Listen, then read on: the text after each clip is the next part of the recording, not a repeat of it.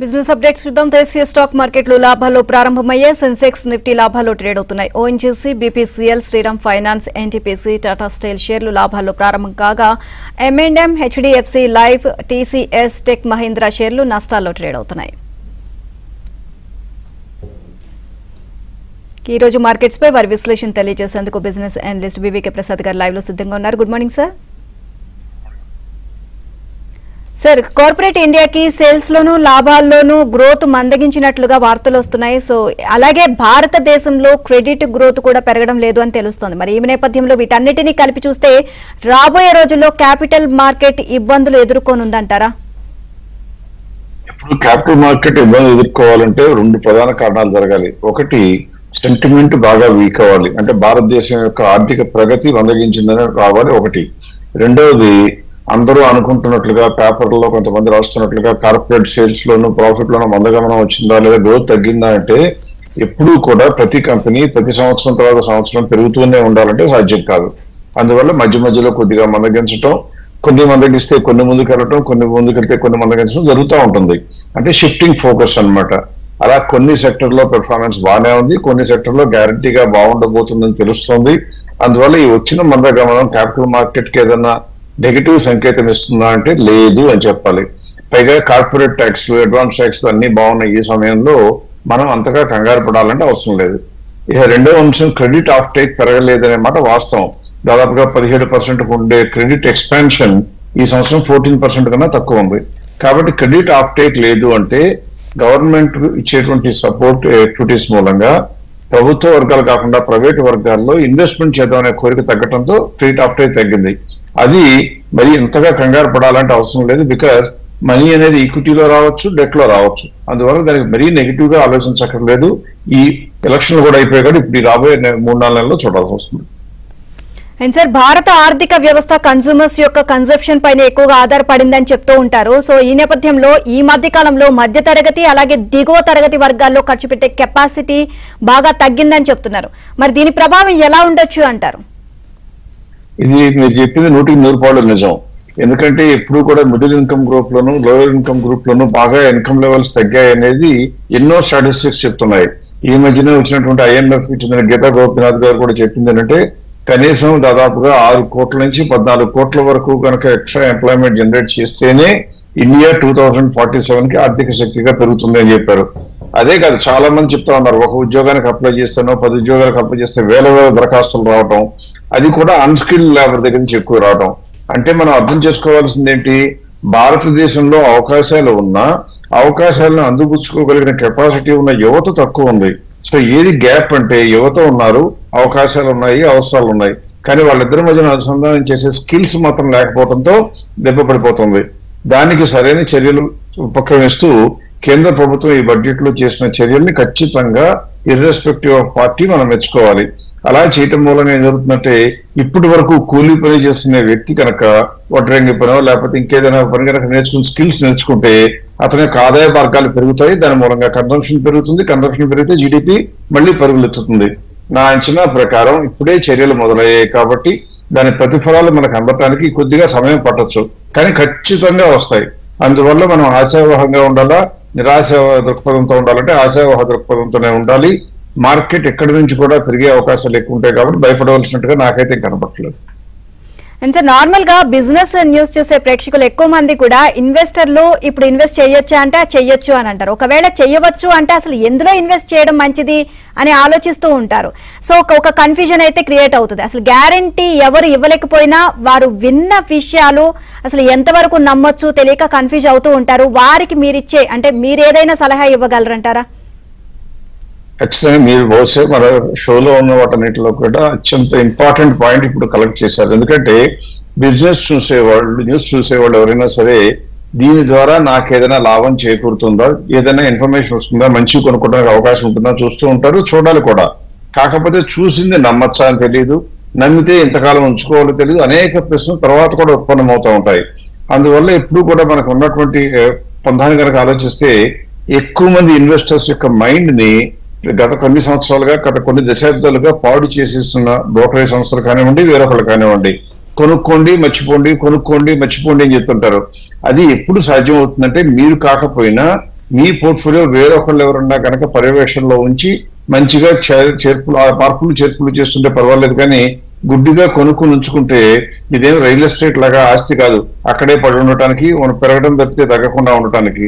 అందువల్ల ప్రధానంగా చేయవలసింది ఏంటంటే, ఎప్పుడు కూడా ఎవరు నేనైనా ఇంకొకళ్ళైనా సరే ఇన్ఫర్మేషన్ ఇస్తాను అంటే మొట్టమొదటి చేయవలసింది వీళ్ళు చెప్పేటువంటి మాటలకి గతంలో కన్నా సాక్ష్యాలు ఉన్నాయా, అంటే నిజంగా ఈయన చెప్పే ప్రాసెస్ ప్రకారం పెరుగుతాయా నమ్మకం రావాలి అంటే కొద్దిగా సాక్ష్యాలు చూడగాలి.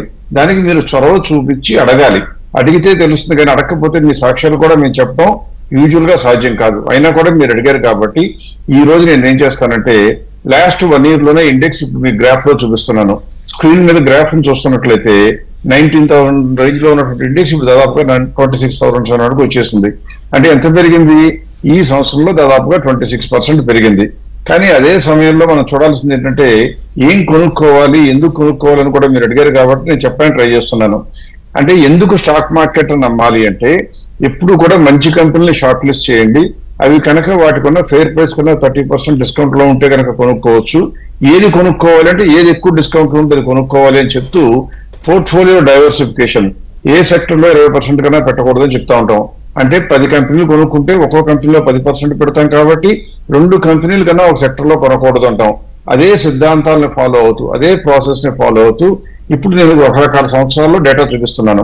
2004లో దాదాపుగా 20 సంవత్సరాల క్రితం ఆగస్టు 17వ తారీఖునే మొదలు పెట్టుంటే అప్పుడు పెట్టిన 12 లక్షల రూపాయలు, అంటే ఒక్కొక్క కంపెనీలో 1,20,000 పెట్టుంటే అది 2,02,00,000 అయింది. ఆ సమయంలోనే ఇండెక్స్ కొనుక్కున్నా. ఇదంతా ఎందుకంటే ఇండెక్స్ కొనుక్కుంటానంటే ఇండెక్స్ కొనుక్కున్నా కూడా 14.54%, ఇది కొనుక్కుంటే 14.6% వచ్చింది.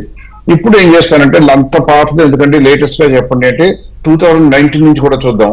2019 లో కనుక మనం స్టార్ట్ చేస్తున్నట్లయితే ఇదే పద్ధతిలో మంచి కంపెనీలు కూర్పు చేసేటప్పుడు పోర్ట్ఫోలియోలో 20% కన్నా ఒక సెక్టర్ లో ఎక్కువ పెట్టకుండా ఉంచడం చేస్తే, అప్పుడు బిల్లు చేసి కేవలం కొనుక్కుని అలాగే ఉంచుకుంటే కూడా 10 కంపెనీలో ఒక కంపెనీ తగ్గినా కూడా 29.52% యాన్యువల్ గ్రోత్ వచ్చింది. అది కూడా ట్యాక్స్ అన్ని పోయిన తర్వాత. అలాగే 2020లో కోవిడ్ టైంలో కనుక ఆగస్ట్ లో కొనుక్కుంటే ఏకంగా 37.38 వచ్చింది. ఇండెక్స్ కూడా 21% వస్తాయి. అంటే మనం చేస్తున్న దాని ప్రకారం ఇండెక్స్ కన్నా మెరుగైన రిటర్న్స్ వస్తున్నాయని గమనించడం ఇన్వెస్టర్లు తెలుసుకోవాల్సిన విషయం. అలాగే 21లో కొంటే ఇండెక్స్ 13% ఇస్తే ఇది 17%. ఇక్కడైతే ఏకంగా 4 కంపెనీలు మనం కొన్నవి దెబ్బతిన్నా కూడా, అంటే మనం కొన్న 4 కంపెనీలు మనకు నష్టాలను మిగిల్చినా ఓవరాల్ గా చూస్తే 17.51% వచ్చింది. 22లో కొంటే ఇండెక్స్ 17.8% పెరిగితే మన పోర్ట్ఫోలియో 30.33. అంటే బై అండ్ హోల్డ్ ఎప్పుడు నడుస్తుంది అంటే కొనుక్కునేటప్పుడే జాగ్రత్త ఉండాలి, జాగ్రత్త లేకపోతే నడవదని చెప్పడం. ఇక్కడ కూడా 3 కంపెనీలు దెబ్బతిన్నాయి. ఇక అంతదాకా ఎందుకంటే 1 year లో చెప్పండి అంటే 23లో కనుక చూసినట్లయితే ఇండెక్స్ కూడా మనతో పోటీ పడి పెరిగింది.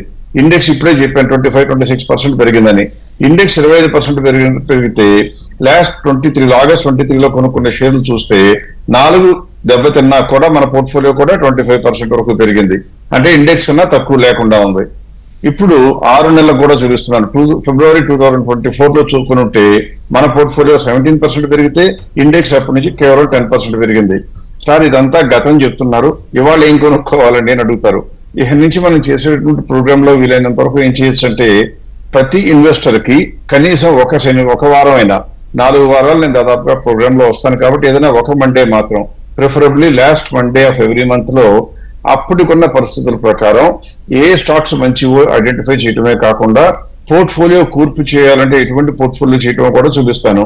ఎందుకు అంటే ఎక్కువ మంది ఒకళ్ళని అడుగుదామనే అనుకుంటారు తప్పితే వాళ్ళతో లింక్ చేసి వాళ్ళతో పాటు కలిపి నడుద్దామని ఉండదు. ఇటువంటి వారికి ఇన్ఫర్మేషన్ ఇవ్వడం వరకు మేము చేయగలం. కాకపోతే మీరు సరైన నిర్వహణ కనుక చేసినట్లయితే మీరు కొన్న కంపెనీ తర్వాత కాలంలో బాగా పెర్ఫార్మ్ చేయకపోతే అది అమ్మివేసి మార్చుకోవాల్సిన పరిస్థితి ఉంటుంది. అది ఎక్కువ మంది చేయరు, ఎందుకంటే కొనుక్కుని ఒక రకంగా ప్రేమ పెంచుకుంటారు ఆ కంపెనీల మీద. అటువంటి వారికి కూడా కొద్దిగా గొప్ప మేలు జరగాలి అని, అంటే మాతో సంబంధం లేదు, మీరు టీవీ ప్రోగ్రామ్ చూస్తే చాలు, 1 నయా పైసా ఖర్చు చేయకపోయినా కూడా మీకు ఏం కొనుక్కోవాలో తెలుస్తుంది. కానీ మీకన్నా మెరుగైన సంపాదించే వాళ్ళు ఏం చేస్తారంటే ఆ పోర్ట్ఫోలియోలో కూడా అవసరమైనప్పుడు మార్పులు చేసుకోవడానికి సహాయం తీసుకుంటారా లేదో మీ ఇష్టం. నాకు కావాల్సిందల్లా మీకు సరైన సమాచారాన్ని ఈ రోజు మొదలు పెట్టాలి అంటే ఏం కొనుక్కోవాలో చెప్పటం. ఇప్పుడు మీకు స్క్రీన్ మీద నేనేం చూపించబోతున్నానంటే ఈ రోజున, అంటే ఫర్ ఎగ్జాంపుల్ 2024లో ఆగస్ట్ 19నే కనుక మీరు ఇన్వెస్ట్మెంట్ స్టార్ట్ చేద్దాము అనుకున్నట్లయితే ఇటువంటి కంపెనీలో కొనుక్కోవాలి అంటే ఇప్పుడు మీకు 10 కంపెనీలు లిస్ట్ ఇస్తున్నాను. ఆ లిస్ట్ కూడా ఎలా ఇస్తున్నాను, ఇది 12 లక్షల రూపాయలు ఇన్వెస్ట్ చేయాలంటే పోర్ట్ఫోలియో. దీనికి స్థూలంగా అర్థం చేసుకోవాలంటే ప్రతి కంపెనీలో ఈక్వల్ గా ఇన్వెస్ట్ చేయమని చెప్తున్నాం. కాబట్టి ఫ్యూజన్ లో చూస్తే దాదాపుగా 415 షేర్లు. మీరు కనుక అమౌంట్ ఇన్వెస్ట్మెంట్ 1,20,000 అంటే ఇందులో 10వ వంతు కొనుక్కోవాలి. 25 లక్షలు పెట్టి కొనుక్కుంటానంటే డబుల్ కొనుక్కోవాలి, మీ ఇష్టం. నేను చూపించిందంతా 12 లక్షలు ఇన్వెస్ట్ చేయాలంటే ఎందులో కొనుక్కోవాలో చూపించడం. అలాగే రతన్ ఇండియా పవర్ జనరేషన్, మీరు ఆ సెక్టర్ కూడా చూసినట్లయితే ఇందులో ఇప్పుడు కూడా ఒక ఫైనాన్స్ ఒకటే, ఫ్యూజన్ తర్వాత ట్రస్ట్ ఫైనాన్స్ ఒకటే 2 వచ్చినాయి. ఫైనాన్స్ లో 2 వచ్చినాయి తప్పితే మిగిలినవన్నీ కూడా డిఫరెంట్ ఇండస్ట్రీస్. అంటే పోర్ట్ఫోలియో క్రియేట్ చేసేటప్పుడే మీ పోర్ట్ఫోలియోలో ఏ సెక్టర్ 20% కన్నా ఎక్కువ ఉండకుండా ఉంచే జాగ్రత్తలు ఈ సిస్టమ్ ప్రాసెస్ తీసుకుంటుంది. దీని ప్రకారం చూస్తే అతుల్ ఆటోమొబైల్స్ లో నుంచి, Nagarjuna NFL fertilizers, GMR power and urban infrastructure, తర్వాత తేజస్ నెట్వర్క్, క్రష్ ఫైనాన్స్, పొదుంజీ పేపర్, తర్వాత దిలీప్ బిల్డ్కాన్, తర్వాత స్టీల్ ఎక్స్చేంజ్ ఇండియా. ఇందులో స్టీల్ ఎక్స్చేంజ్ ఇండియా వైజాగ్ కంపెనీనే. ఇలా ఇవన్నీ కూడా మిడ్ క్యాప్ లోను స్మాల్ క్యాప్ లో ఉన్న కంపెనీలు. సాధారణంగా ఈ సమయంలో లార్జ్ క్యాప్ లోకి వెళ్ళండి అని చెప్తున్నాను. నేను కూడా ఇప్పుడు చెప్పడానికి కారణం ఏంటంటే మిడ్ క్యాప్ అనేది మీరు కొనుక్కుని లాంగ్ టర్మ్ ఉంచుకుంటాను అంటే ఈ మిడ్ క్యాప్ లో ఏదైనా 1, 2 పైకి వస్తే కనుక మీ పోర్ట్ఫోలియో మొత్తాన్ని బ్రహ్మాండంగా లాక్కొచ్చే అవకాశం ఉంటుంది. ఇప్పుడే మీరు చూశారు 24 లో పెట్టినా 19, 20, 21, 22, 23 ఎప్పుడు పెట్టినా కూడా ఇండెక్స్ కన్నా మెరుగైన లాభాలు ఇస్తున్న ఈ ప్రాసెస్ వాడితే ఎక్కువ మంది ఇన్వెస్టర్లు కనీసం క్షేమంగా ఉండే అవకాశం ఉంటుంది. అంతగా తప్పితే మాకేం వచ్చే స్వార్థం లేదు, ఏబిఎన్కి వచ్చేటువంటి రెస్పాన్సిబిలిటీ కూడా ఉండదు. నేను రెస్పాన్సిబిలిటీ తీసుకోను, కానీ సెలక్షన్ చేసేటప్పుడు మాత్రం అకుంఠిత దీక్షతో మీకు మంచి జరగాలని పోర్ట్ఫోలియో అందజేయడం జరిగింది. దీన్ని దయచేసి వాడుకోండి. మీకు దగ్గరలో ఎక్స్పర్ట్స్ ఉంటే వాళ్ళ యొక్క సలహాలు తర్వాత రోజుల్లో కూడా తీసుకుంటారు.